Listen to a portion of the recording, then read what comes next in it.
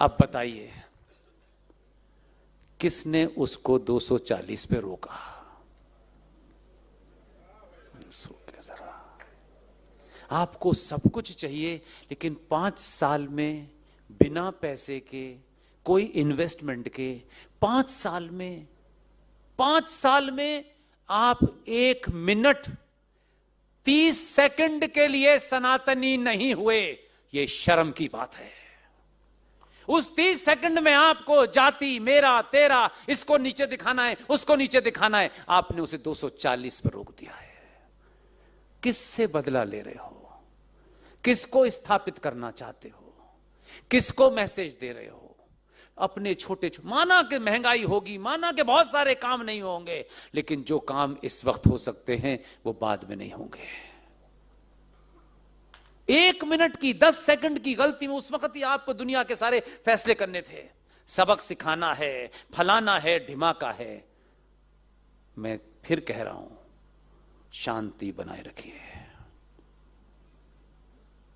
272 जिस दिन हो जाएंगे उस दिन वक्फ बोर्ड 24 घंटे में हट जाएगा।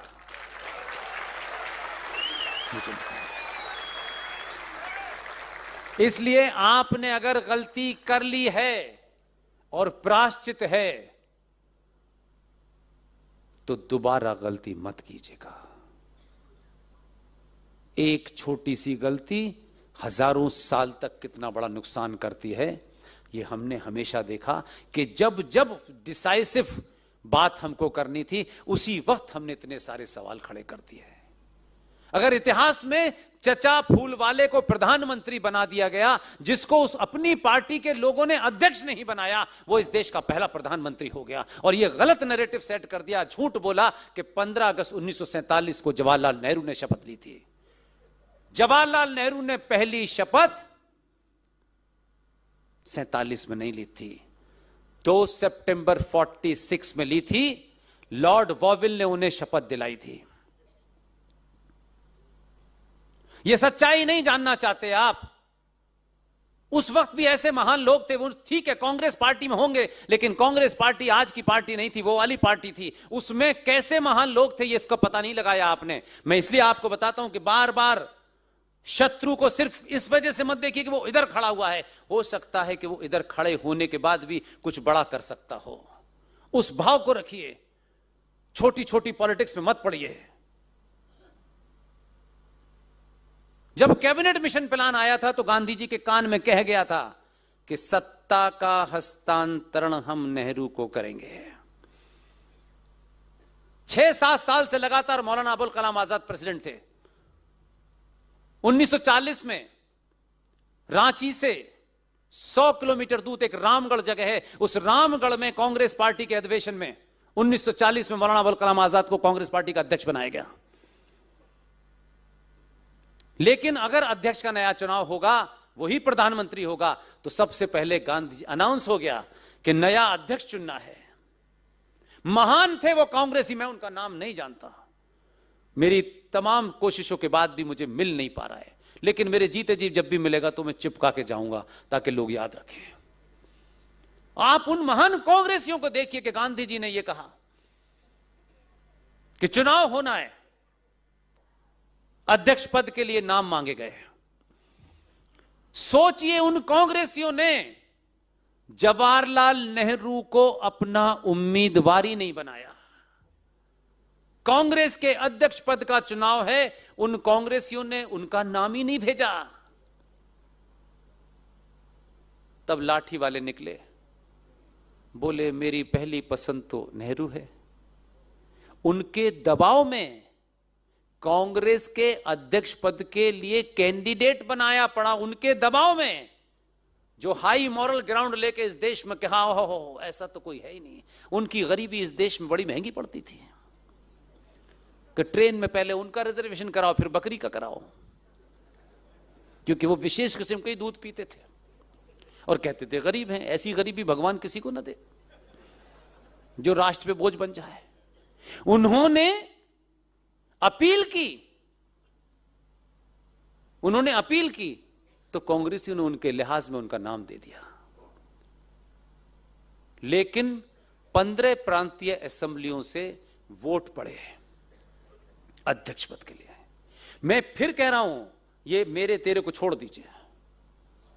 जिन लोगों ने 15 प्रांतीय असेंबलियों ने जब अध्यक्ष पद चुनने के लिए वोट भेजे, ये आज आप कहते हैं ईवीएम हैक कर ली।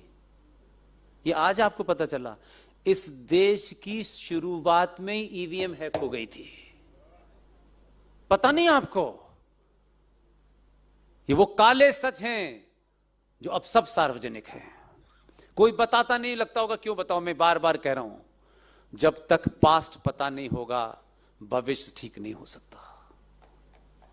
इसलिए पास्ट का जानना जरूरी है। किसी को छोटा बड़ा दिखाना नहीं है। मेरी किसी से निजी झगड़ा नहीं है। 15 प्रांतीय असेंबलियों से वोट डाले गए। जब वोट खुले तो गांधी जी के सबसे नजदीकी, सबसे भरोसेमंद गांधी जी ने सोच के बनाया था कि इस पूरी प्रक्रिया की देख रेख के लिए एक ही आदमी उन्हें मिला, क्योंकि वो गांधी जी के सबसे विश्वासपात थे। लेकिन वो आदमी को मैं कहता हूं, अगर मैं होता तो उसको मरणोपरांत भी भारत रत्न देता। उस आदमी ने गांधी जी से अपनी नजदीकी का कोई काम ऐसा नहीं किया। बहुत नजदीक थे। यहां से अफ्रीका जा रहे हैं, वहां जा रहे हैं, यहां जा रहे हैं, सब जगह वही थे। लेकिन गांधी जी ने यह सोच के उनको बनाया कि ये जो पेटियां खुलेंगी और इनमें से जो जिन्न निकलेगा, ये आदमी मैनेज कर लेगा। उस आदमी का नाम जानते हैं आप? आचार्य जेबी कृपलानी। उनकी देखरेख में पेटियां खुली और पेटियां खुलते ही उसमें से 2 वोट इनवैलिड हुए, यानी ही नोटा आज का है, और बाकी के 12 वोट, 1 वोट जेबी कृपलानी को मिला और बाकी के 12 वोट सरदार पटेल को मिले। लेकिन दुर्भाग्य देखिए कि इस पूरी प्रक्रिया को किसी विशेष व्यक्ति को लाने के लिए पहले बेईमानी की, पहले अपने कद का इस्तेमाल किया, और जब इस देश के जागरूक लोगों ने उस कद को नकार दिया तो पटेल के पास चिट्ठी भेजी गई, तुम इस्तीफा दे दो, पद से हट जाओ। वो कद्दावर आदमी था, उसके अंदर कोई ऐसा नहीं था। एक बार उसने पर्ची लौटा दी, दूसरी बार दी, उसने पर्ची फाड़ के फेंक दी और उठ के चला गया। जिस बेईमानी के साथ भारत की आजादी से पहले देश में झूठा फरेब के साथ प्रधानमंत्री बना हो, उस देश में तो फिर आलू से सोना बनाने वाले पैदा होंगे। सरदार पटेल प्रधानमंत्री नहीं बने, प्रधानमंत्री वो बने, और उनको 2 सितंबर 1946 को शपथ दिलाई गई। और कमाल है, भारत आजाद हो गया 15 अगस्त 1947 को। लेकिन भारत आजाद हुआ, कमाल का आजाद हुआ, वो तो एक अलग डिबेट है।